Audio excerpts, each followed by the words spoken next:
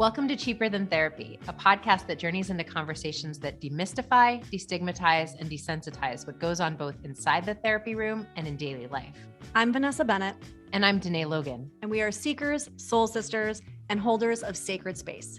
Every week, we sit down for soul-provoking conversations with fellow seekers, thought leaders, change makers, and even real people during live coaching sessions as they navigate the hard work it takes to be a human. This is Cheaper Than Therapy. Today we have a guest on that I would say is a special guest. Yeah, he's awesome. He is one of the best friends of my partner, John, and I was privileged enough to meet him a couple years ago when John and I first started dating and kind of just instantly fell in love with him. He is, in my opinion, a gem of a human. Yeah, I've heard you talk about Buddy for a while and sort of never really had the opportunity to talk with him or spend time with him, but he is just like such a light. He's one of those people where you're in his presence and the energy sort of shifts, right? Mm-hmm. Like, I think such a thought leader and such a way of speaking to things in the broader context of what we're doing here and making meaning. And he's just, I don't know, I felt so inspired talking to him. Yeah, he's got this amazing way of taking, I think, topics and concepts that a lot of people might think are like woo-woo or out there and bringing them down to a very conversational level. And just, you know, I love to like roll around in crazy concepts with him because they're not actually so crazy. It's just that people on the outside might think that they are, you know, but then when you talk with Buddy, you walk away going, oh yeah, wow, like I really felt that. Yeah. And I think he also like addresses provocative things in a way that makes us really sort of digest them, sit with them, be curious about why we're resistant to sort of staying in that space. And, you know, to your point, I think he does that with some of the concepts that are more existential and more, you know, the woo-woo to some, you know, that can feel hard to sort of wrap your head around. I think he speaks to them in a really digestible way. Yeah, and I think part of it is his ability to use words as, I mean, words are his art form, right? And so he has this way of being able to take this stuff and turn it into he's very disarming, I think, also in his presence. And I think that's also part of his art form, right? Because as a spoken word artist, you need to be inviting. You need people to come in and want to watch you and listen to you and connect with you, more so I would say than like a painter, right? Because they're actually connecting with you, the person, when you're a spoken word artist. So I think that is part of his ability because of that too. Yeah, he's so moving. You know, you and I were talking about and watching some of his content before we had the opportunity to sit down with him, and I would just like sit and sob through it. And then through a lot of this episode, I was just crying through so much of what he said. I think he is just such a moving human, you know. Yeah. I hope you guys enjoy this conversation. I think we plug it too in the conversation, but if not, all you got to do is Google him, Buddy Wakefield, Wakefield, and go into the rabbit hole, like Dené calls it, because there's so much out there of him, and he's phenomenal. So enjoy.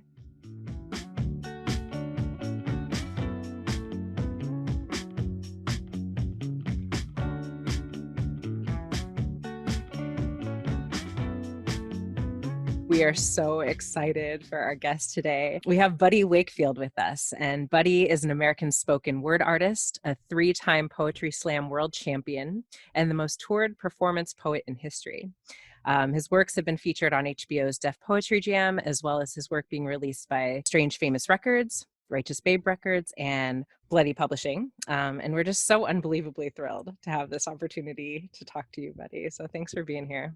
Yeah, thanks for having me and for being unbelievably thrilled. The last time I saw you in person, because we're in quarantine, it was either New Year's, but I saw you perform your latest book on stage in Los Angeles. Yeah, what a show, huh? Yeah, and that was amazing. That was a lot, and it was in my dream venue, which I think is probably weird for a lot of people to hear because it was only a 200-seater, but I love Dynasty Typewriter, and the fact that it's even affiliated with Genji Cohen makes me love it even more. Yeah. And it's just got the perfect intimate setting, the perfect size, the perfect aesthetic. Man, I had such an amazing time. And I don't know if you remember, but I was at the end of the first leg of this world tour, and and I've been touring for 20 years and largely alone, and I decided on the way to that show that I really wanted my 100 percenters with me, some of my Mm. best friends in the world. So Mm. I devised a plan to pick three of them up, and on the way we picked up three more, and each one didn't know about the next one that was coming. So the first three had no idea we were picking up the next one, and I planned it all out in these fun ways where they were hitchhiking and, and running into them at the park, and yeah. Anyway, so there was a lot of love in the room that night, and uh, And a lot of emotion, I will say, from myself included. I think that happens at a lot of the shows. Mm. Yeah, it was phenomenal. I would love to actually hear. So, for people who are out there who might not know a lot about, spoken word. I mean, I know I myself was never really a big follower, honestly, until I met you, and now I've kind of like dived into the kind of like well on Instagram and YouTube of what the world is. But how did you, find that? Like, how did you get your start? I mean, obviously you're in Los Angeles, but I'd love to just hear a lot about your background and your story. Yeah, how I got my start. First, let me Yeah. just commiserate that I also am not all that into spoken word. Um,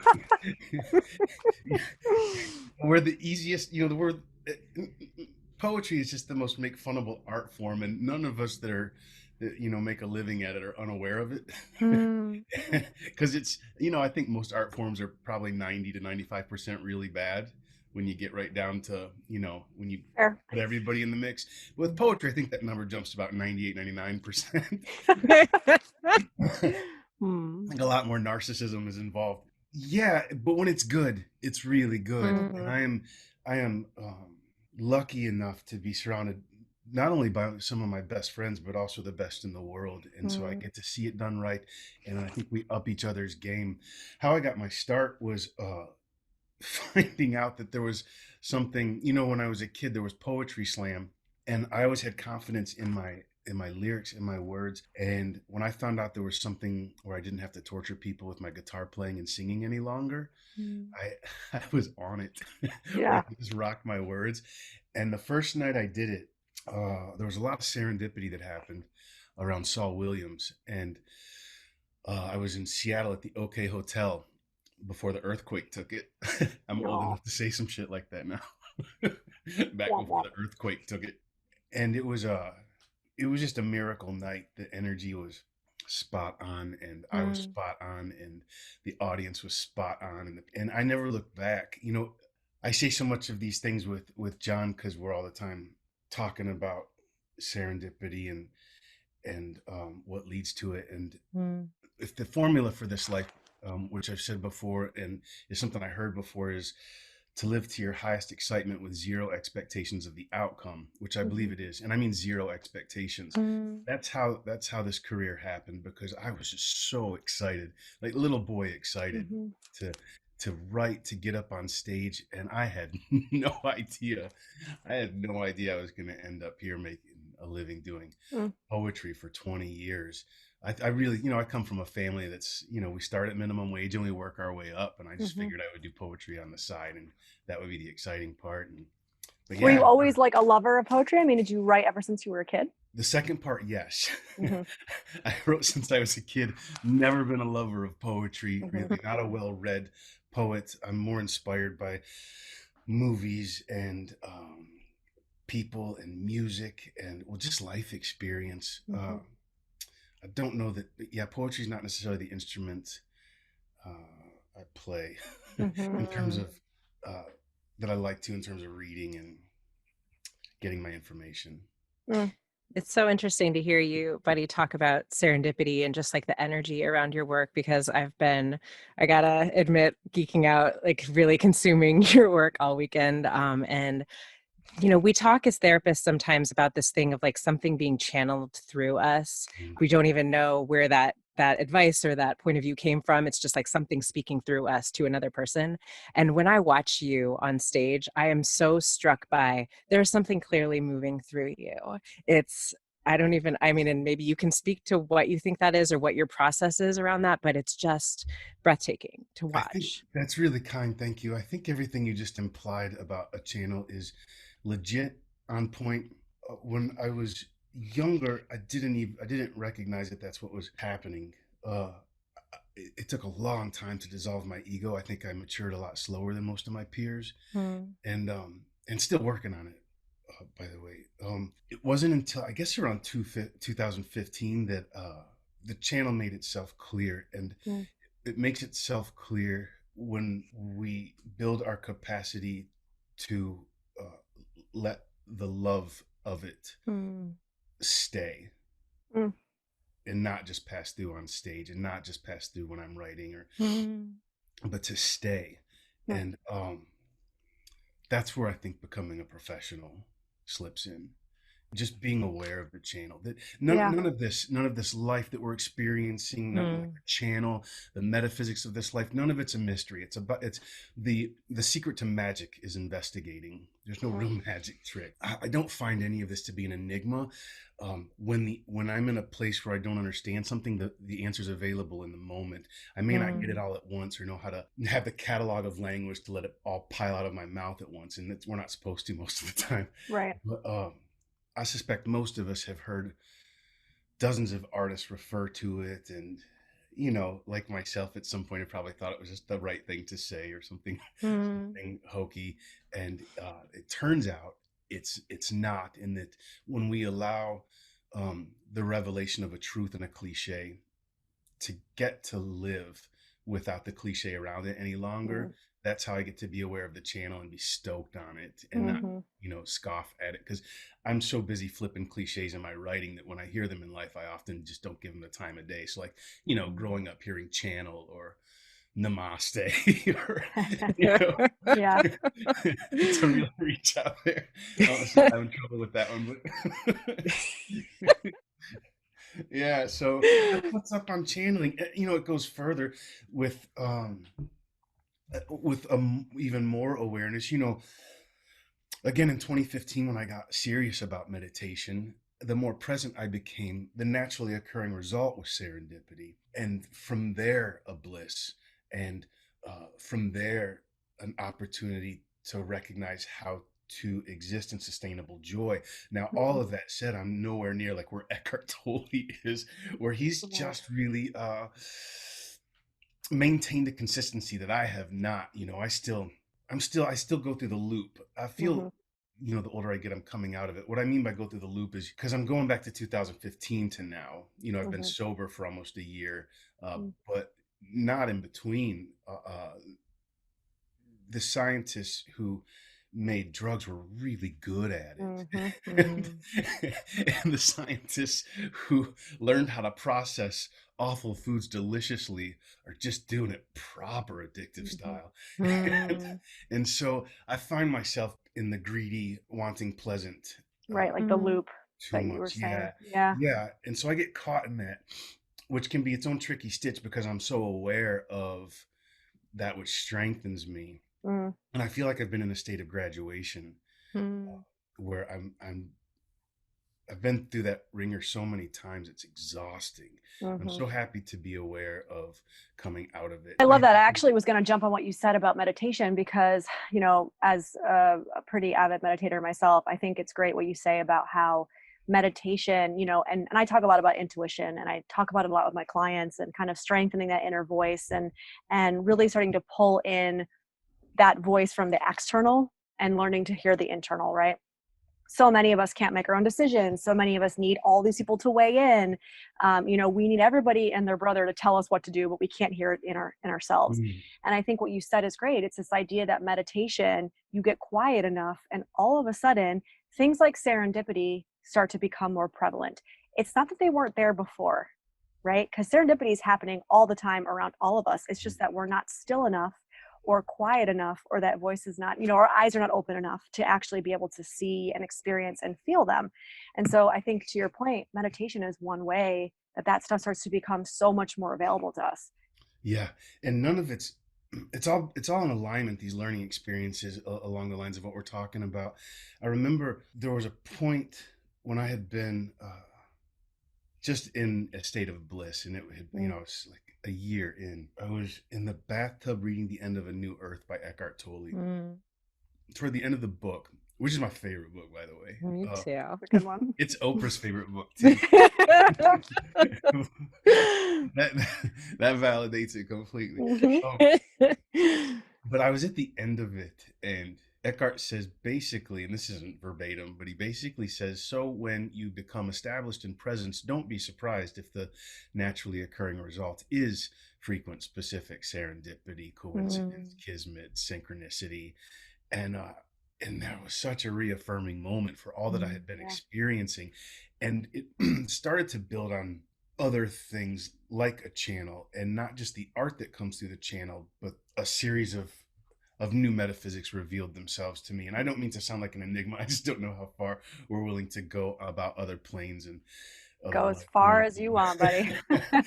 And aliens, and we're along for the ride. And normalizing and normalizing the existence of energies beyond us. And this is where we do get into uncomfortable territory for a lot of people.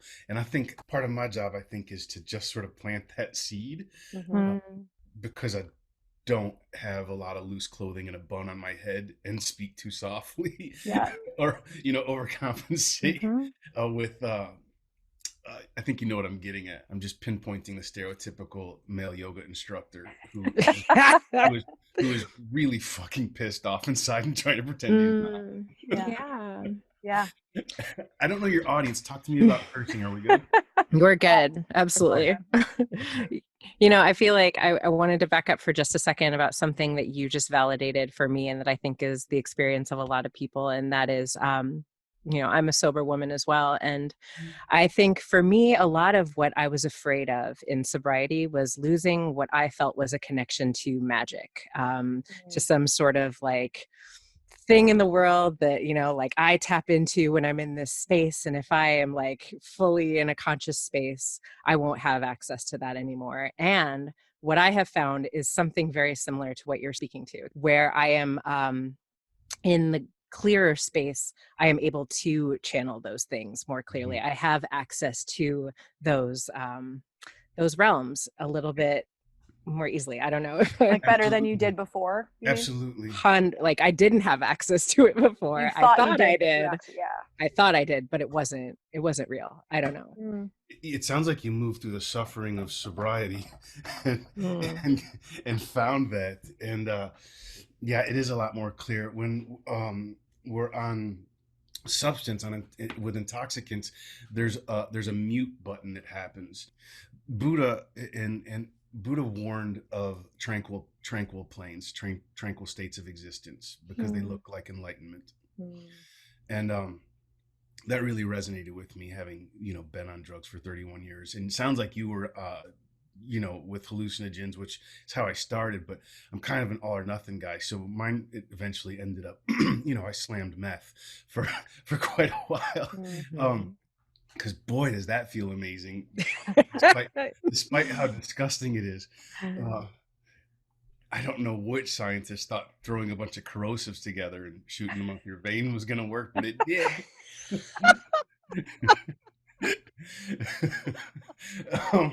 But yeah, there's a mute button that happens, obviously not with something hardcore like that, and less with hallucinogenics, not even in the same ballpark really. But it's the difference between having your cell phone in the basement and then just being in the wide open with it, in terms of reception and how much information one's able to get. And again, for me, it's been an awareness of the capacity to hold more energy. The more I let the energy in me grow and stop giving it away all the time, or stop trying to explain it away all the time, and I take a lot of time for myself in meditation and otherwise to let that energy capacity grow, the more and more that information starts pouring in. I think it wants us to share that with each other. Humans are the masters of limitation. Something isn't hard to find. You can just sit still and it'll come. And so I think when we find these planes, if you will, there doesn't have to be an eagerness to reside in them all the time, and more of a sharing with each other, just like the information that's happening worldwide now about more material things. Yeah. It's interesting because I didn't think that we would necessarily hang out too long in the addictive space, but you said something that was like, that just I don't know, I felt it kind of in my body so many times when I work with clients who are struggling with addiction, or more often than not, I get the clients that come to me because they're on the other side of the relationship with an addict. I myself, as a codependent, they are very drawn to me, I think, because of the work I do myself. Mhm. But when you say this idea of a mute button, there's so much that I explain to people around addiction, which is this fear that people have of feeling, right? And it almost is an overwhelming fear of feeling too much and not being able to handle it, right? And so they need a mute button, or at least they think they need a mute button. And that's where so much of it comes into play. And as myself, not struggling with addiction to substances, but struggling with addiction to fixing other people's emotions, I don't know, there was something about that just kind of hit me, because it's like I can actually relate to the idea of a mute button myself without having ever actually been on the substances, right? Mm-hmm. Angle, I'm so good at exercising my trauma and navigating suffering, and I like doing what I'm good at. And I think that's why I get, I had a friend one time who's a great meditator and a great man and someone I really respect. And he smoked cigarettes and he would do all these things. And at the time I was in a really clear place. And I said, Ray, why would you do that? And he said, it's just too bright, bud. And I really, as I grew, I really grew to understand that as well. Sometimes it is just so bright, and there have been periods when I just haven't had the capacity to carry that much love and brightness. And so I've allowed myself to be pushed back into, wow, I think I just better ground with a bunch of cheeseburgers, which is, Well, it's like human form, right? I mean, sometimes we have to come back down and put our feet on the ground. And whether that's through cheeseburgers or through drugs or through whatever, sex, all of these things that we use as humans, we all of can't live in the light all the time. yeah. But I think We're we human. can. You think we can? I do. We still have to finish out the journey through these bodies. So it's within reason. I don't expect that we're all going to dissolve in front of each other. Right. But I do think there's a sustainable joy. I think Eckhart Tolle is a real model of that as well. I saw him on an interview on YouTube with the Dalai Lama and I think Neil Donald Walsh. And, nothing, they look like kids next to him. They look like children because Eckhart is so present and so practiced in it without any of the titles or the intellectualizing. He's just in it. And it's been sustainable for him. So I really see him as a model of it. And I'm thrilled he's on the planet. And I think there's so many more like him who don't have the airtime. But yeah, that's what it's on. The three of us are really looking forward to growing our capacity and continuing to get word out there. That part's exciting because, I put my first 3 books out of print because I went back and read them and I was so embarrassed about how authoritative I sounded on subjects like this. And I had not put any of it into practice. I had this knowledge and this awareness, but it was just a mouthful of answers instead of listening. And I'm so happy to be in a place where I'm ready to listen a lot more. I think that's necessary right now. Well, especially right now, right? So as we're recording this, obviously, we're in the midst of the tail end of the quarantine, which is coming out, and now there's another spike of COVID, and also the Black Lives. Or is it? Or is it? And obviously, the most recent, call for justice and reform around Black Lives Matter. How exciting is that? I know.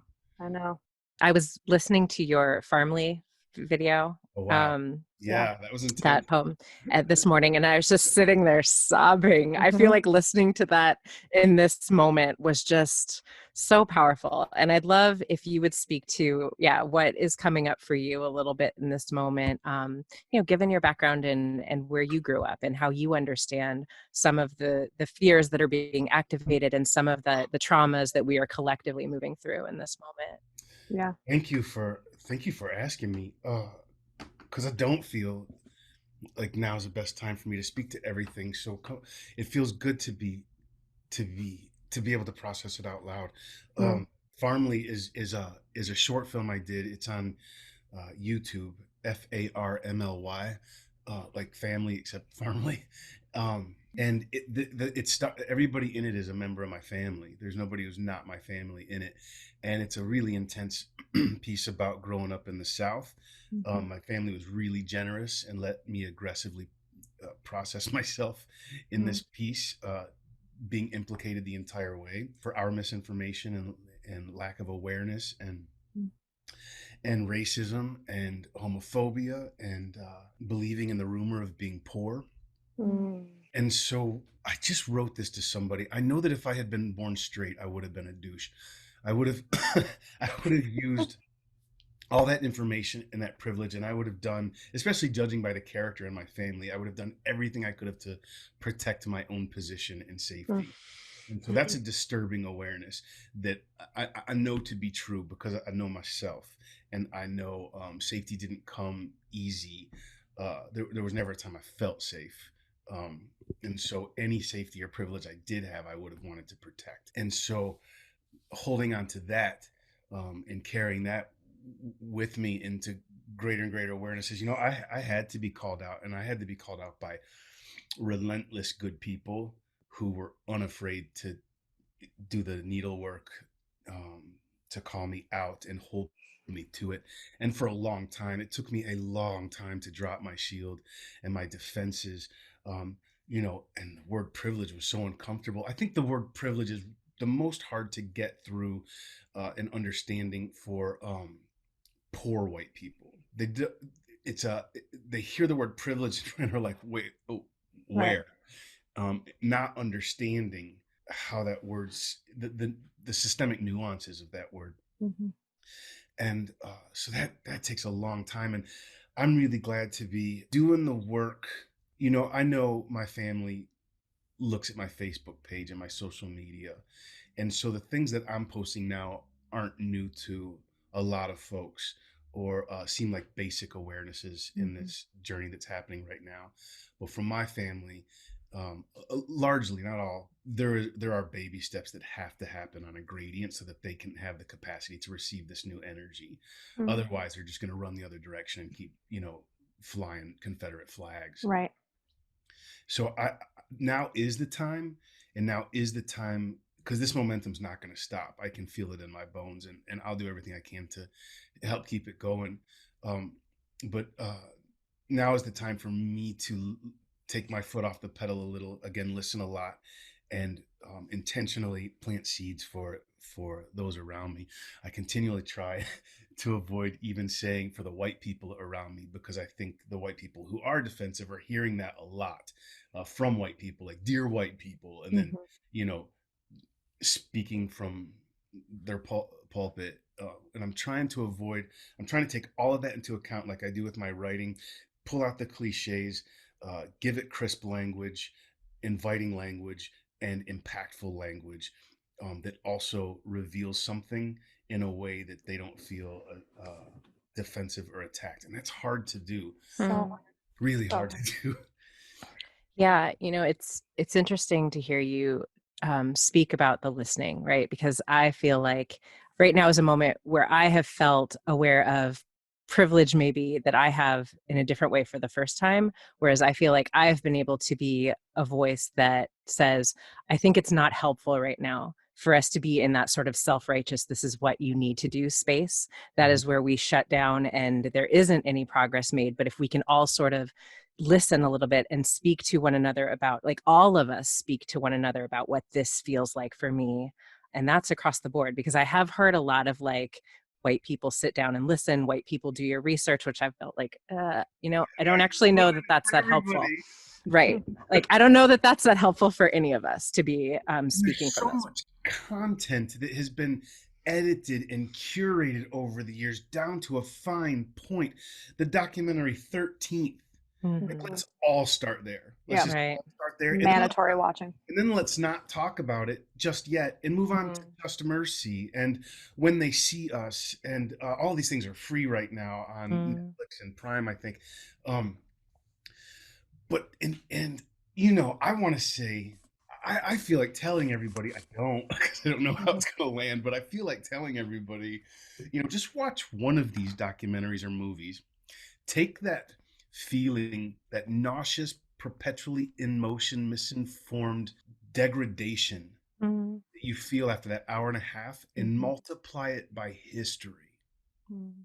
Minute by minute, hour by hour, day by day.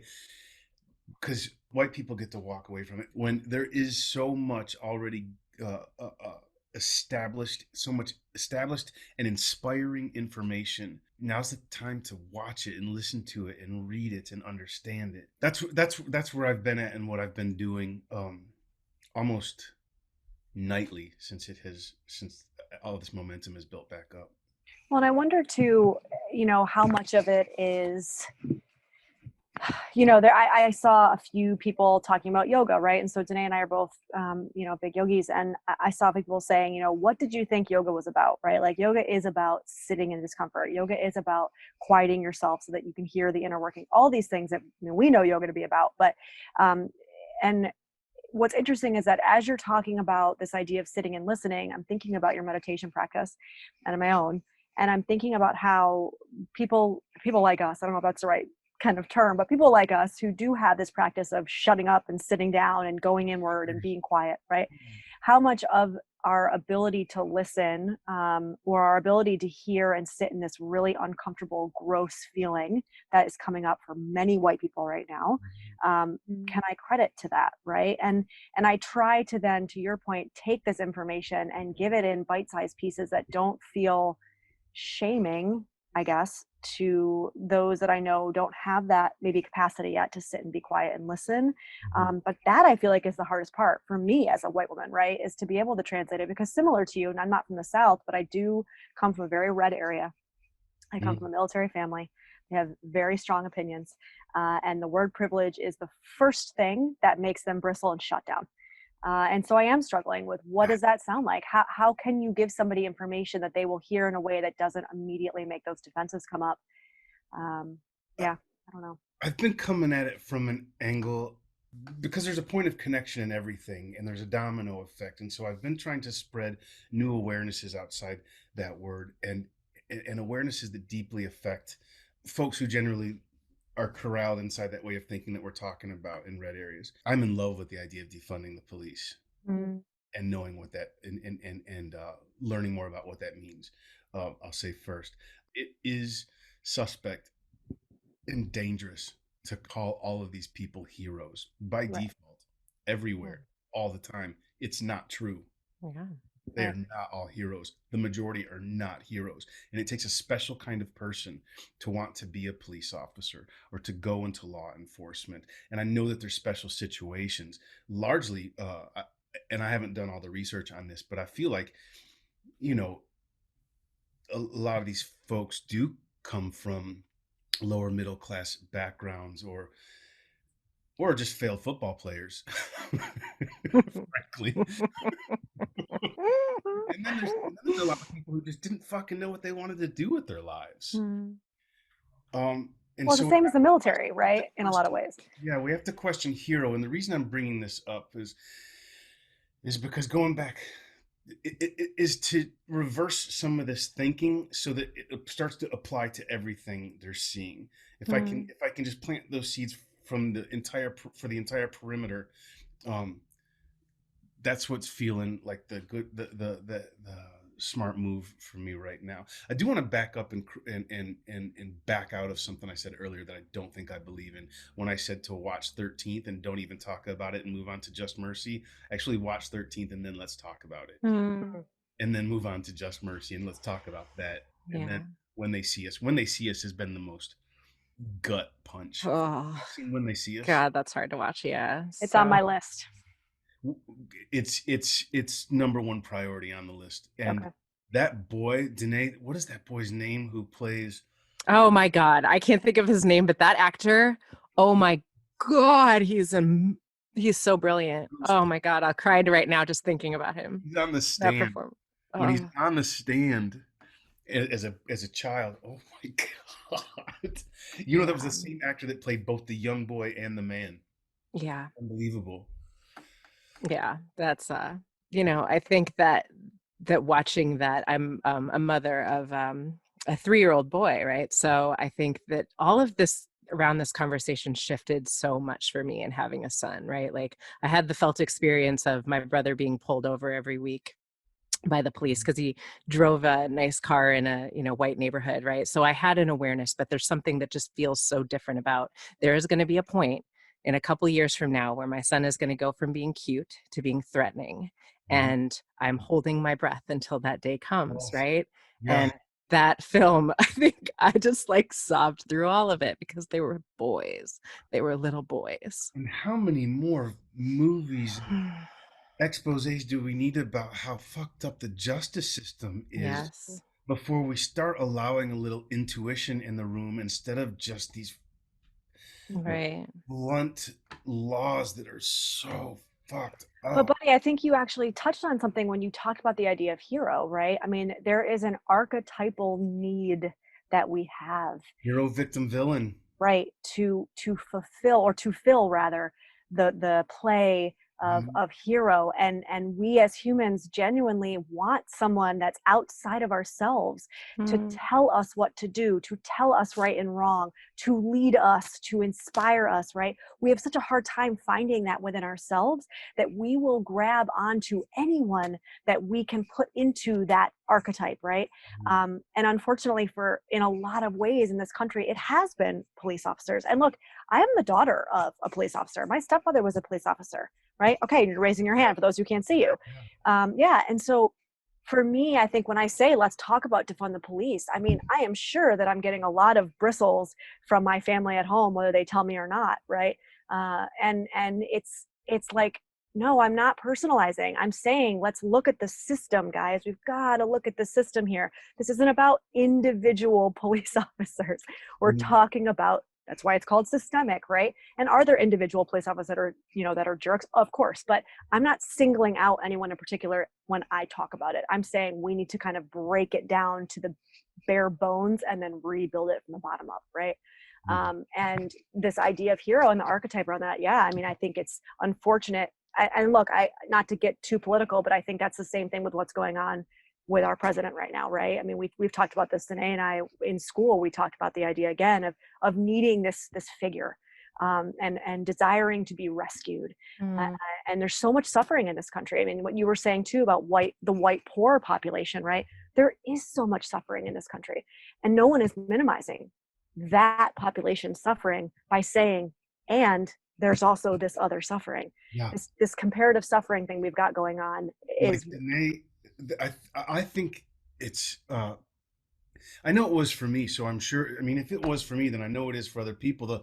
It's also become a cliche how often Black people get pulled over, and it wasn't until this particular momentum that I really have watched it sink in mm, with everything I've been seeing. And I, I, I fear that it will sound too lax in my mm, pursuit to just say that I've been watching something every night.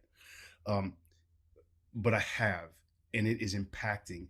And I stay up glued to Instagram and everything going through the feed and these Mm. videos, and they are helping. They are really helping. Um, uh, but back to being pulled over, and me recognizing that is more than a cliche. It's in every single one of these things, and it's every Black person's experience, and it's astonishing. mm, And it does have to be dismantled, and I really wish I had the catalog of language Mm. for defunding the police. I don't currently have that, but watching it on John Oliver and elsewhere has got me really excited about and how possible it is, and that it intuitively feels like the right direction to go. mhm, And I just want to say something about what I heard both of you say that I was, these are the moments, right? Like when we meet all of this with curiosity about hearing, like, what has this experience been like for you? We are able to learn something. Like I heard both of you talk about like the archetype of police as a hero. That is not something I grew up experiencing. right. Anyone else in my world spoke about police in that way, right? But what I also think is really interesting is meeting with curiosity the idea of the villains in our lives, right? Like what else Mm, could be true about that? And I think that film that you were speaking about, Buddy 13th, for me was like, there is so much going on here beyond the police are Yeah, villains, yeah. right? Like Mhm. there are systems in place making them the henchmen that go out and do other people's dirty deeds for them so mhm, that they can profit off of criminalizing Black people. And I Right. think it's, we've got to be a little curious about like sort of cementing whatever our idea is of who anyone is, right? Like I'm sitting watching that thinking to myself, they are actually not the villains here. We have sort of made them the boogeyman, the people that we need to be afraid of. And I think it's someone bigger. It's someone hiding somewhere else that's actually pulling the strings here. And I think that, sorry, that most recent in Atlanta, like 2 days ago, I can't think of his name right now, who was killed by the police, and watching the video footage of what went on before and sort of like the continual seeking of a reason to bring him in when clearly he was just sort of sleeping off something in his car. But it was like, this is a quota thing. This is we have to bring in a certain number of Black men per month, and he's going to be a part of our quota. And that is not on them. Well, that's so. What I was to say is that I actually think it was it in Atlanta? I'm bad with names too. It was the police chief. He was a Black police chief, and he was talking about how police officers now do too much. And he was saying, we have a stray dog problem right now, and we're the dog catcher. We have a problem with X, Y, and Z, and we're doing. And he went through all of these things that should never be part of a police officer's job description, right? And how basically they've gotten, because everything's defunded. Mental health care services have been defunded. Well, now they're performing those duties too, right? And it's, so to your point, this idea of them being, not necessarily the boogeyman that we have to be focused on. What we need to be focused on is, why are we putting all of these things on these people's plates that are not trained to be the ones handling this stuff, right? And again, let's follow that ladder. Not trained being the key words, and not even mentally equipped often times, not the tool belt for compassion, or compassion in it, or empathy, just an aggressive authority. Again, it does take a special kind of person, and that's not all intended as insult. Some of it's not all intended as insult. There is an aggression by default there that comes first. And so no, I don't think there does need to be more training. Can you train into Yes, I mean there is a idea that empathy is something that we are all born with and can be strengthened as a skill as well. And it's, I mean, look at therapists, right? I mean, we are literally training to increase our muscle for empathy and compassion. And I would even say your Vipassana practice, like part of what you get out of Vipassana, out of meditation, is a strengthened compassion for self, and thus a strengthened compassion for others. I'm aiming at how to get them in that class though. Right. Well, that's a whole other conversation. Well, and I think compassion, right? Like I think compassion becomes the way that we get there. Like I've been so struck by the compassion that I've felt for white men in this moment in this country.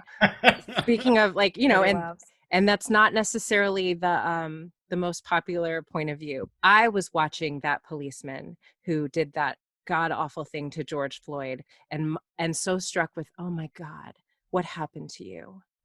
That you could put your knee on another human being's neck, watch the life draining out of him in front of you, and not stop what you're doing, right?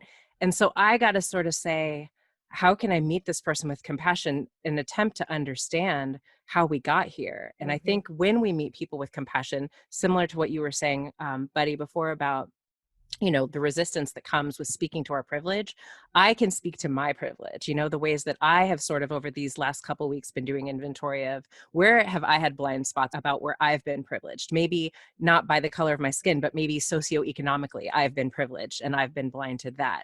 And if I speak to that, maybe that helps someone see, like, this is all of us, like just living in a country where we have the means that we do in America, we are privileged. Like I don't know, it's all of us. I love you putting it all out on the table too, and speaking of compassion toward that man.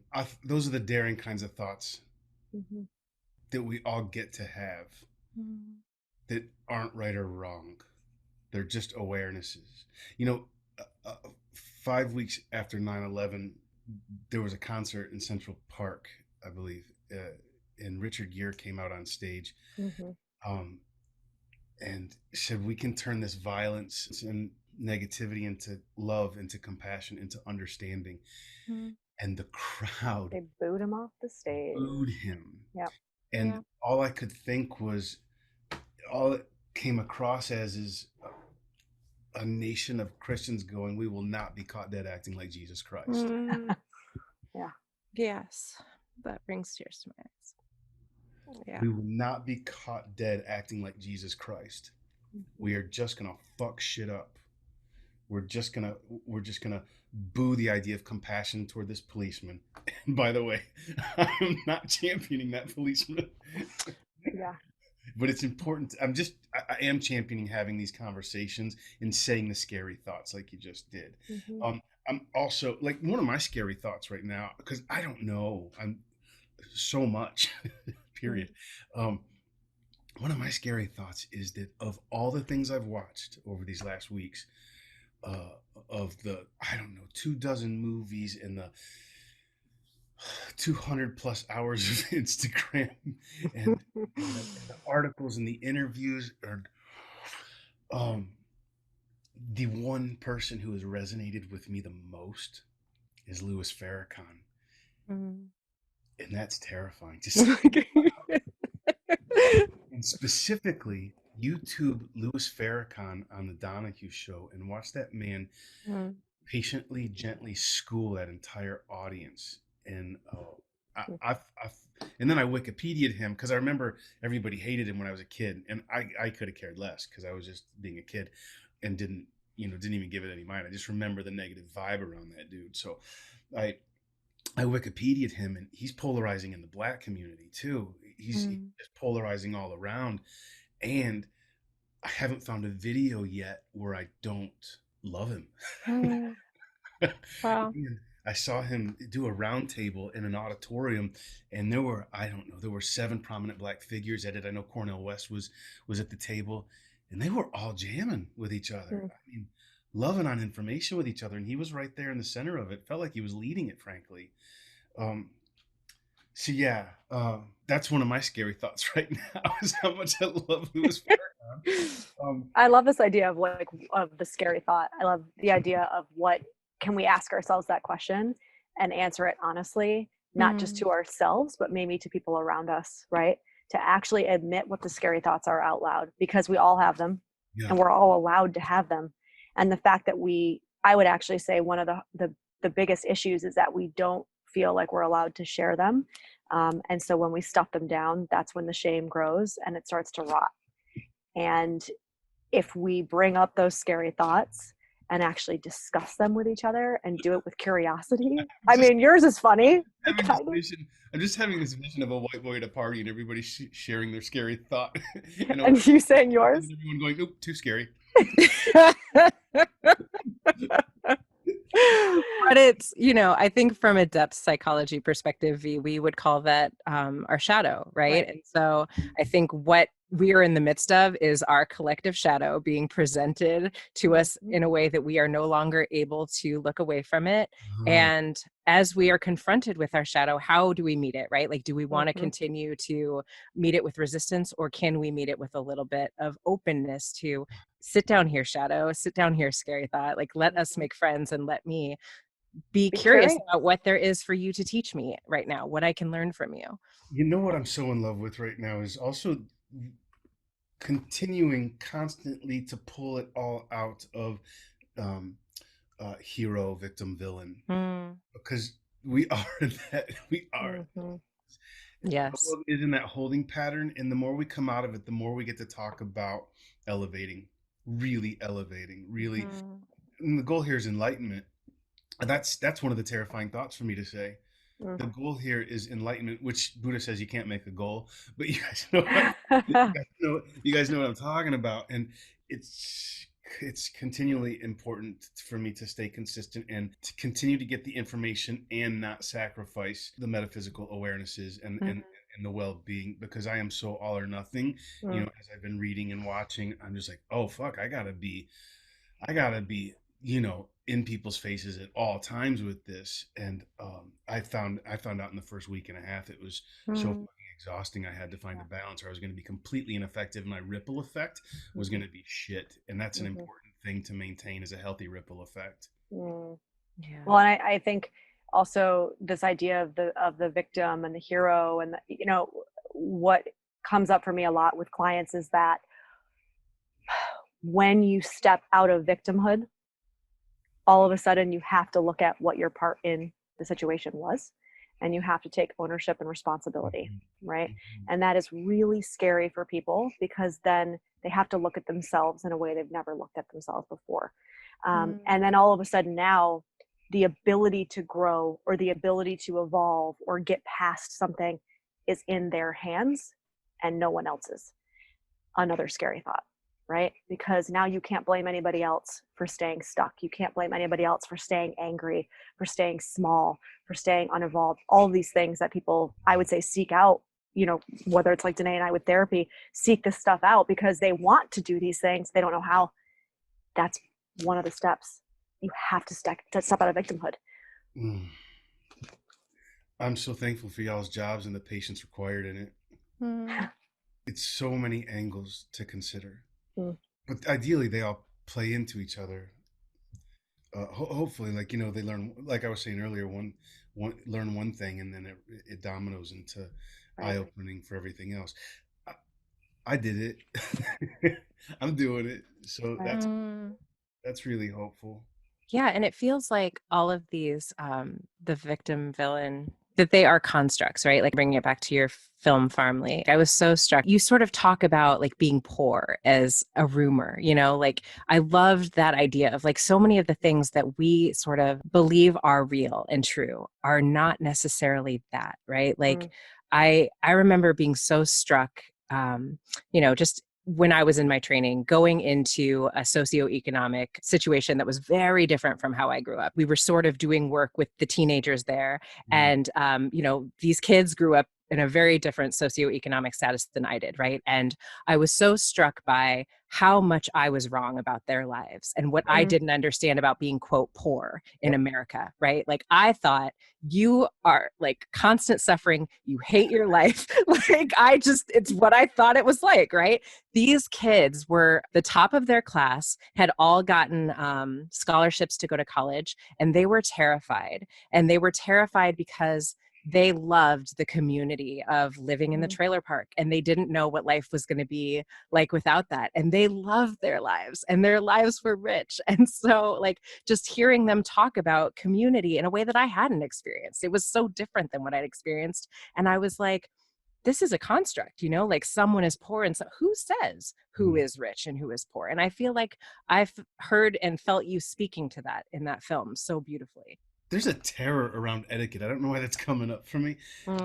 There's a terror around etiquette coming from a poor space. And when you said, them having to leave their community and going off to college, I can't imagine the moment, the situations those initial situations. I mean, I can't imagine those initial situations, even on small levels where etiquette becomes new from every angle. And then to be around wealthy people, that's its own terror, because their worth isn't in question. And which is also, again, back to the race situation. Right. Black people's worth has always been in question. Yeah. Let that sink in, eh? Yeah. Seriously. I woke up from a delightful nap right before I did this interview, and feel like I scattered a bunch, but I think we all get the gist of the points that we're trying to make here, and that it's coming from a place of love and wanting to spread that, and finding ways to flip cliches for people, and create crisp language and new ways of approaching people who may not be getting why this momentum is so important, and then also elevating to presence and serendipity, because there's a love that lives in there that's undeniable. And when people experience it, it's only experiential. That which is theory can be disproven, and that which is experiential can only be disbelieved. And I would love for more people to experience it so they can believe what it is we're talking about here.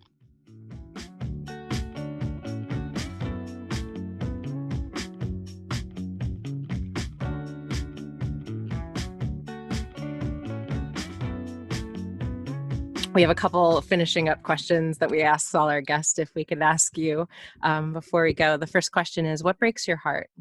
Elephants. For those of you who can't see me, I just do a sad face, like, oh.